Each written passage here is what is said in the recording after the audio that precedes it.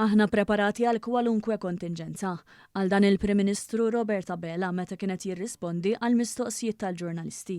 Fuq livell lokali aħna preparati għal kwalunkwe kontingenza, jiġifieri fuq livell ta' CPD, fuq livell ta' armata, qegħdin nosservaw dak illi qiegħed jiġri u l-ġimgħa l-għaddiet iltqajna f'diversi drabi biex nippreparaw għal kwalunkwe eventwalità illi tkun meħtieġa. Spjega wkoll kif hemm inizjattiva bħala Med9 fejn qed issir ħidma kollettiva. Dan fil-waqt li jinsab ukoll f'komunikat fosthom mal-Prim Ministru Taljana Giorgia Meloni. Dan fil-waqt li minbarra li bħala pajjiż qed nassiguraw li nkunu mħejjija, il-Prim Ministru informa wkoll il-President tal-Kunsill Ewropew Antonio Costa u l-President tal-Kummissjoni Ewropea Ursula von der Leyen. Qal ukoll kif fil-waqt li se jibqa' jsir monitoraġġ tas-sitwazzjoni bħalissa l-bastiment jinsab fiż-żona tat-tiftix u salvataġġ li l-insew mill-ibħra territorjali ta' pajjiżna.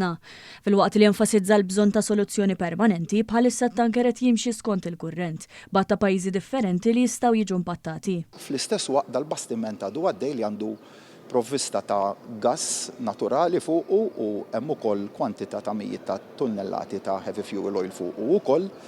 Jiġifieri għalija mhux tenibli s-sitwazzjoni illi nibqgħu naraw dal-bastiment floating, disabled u drifting. Imma anka fuq livell Ewropew il-messaġġ tiegħi kien li rridu nsibu soluzzjoni dejjema. Dr. Bela qal li fil-waqt li sar tentattiv ta' komunikazzjoni ma' sidin, fis-sigħat jew il-ġranet li ġejjin trid tinstab soluzzjoni dejjema.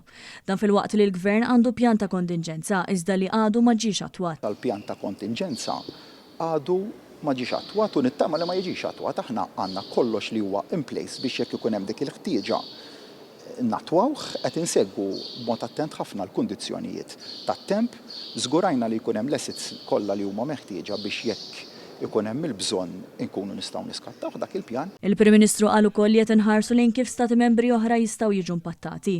Fi Brussell id-Deputat Prim Ministru Ian Borg ressaq din il-kwistjoni quddiem il-Ministri għall-Affarijiet Barranin tal-Unjoni Ewropea.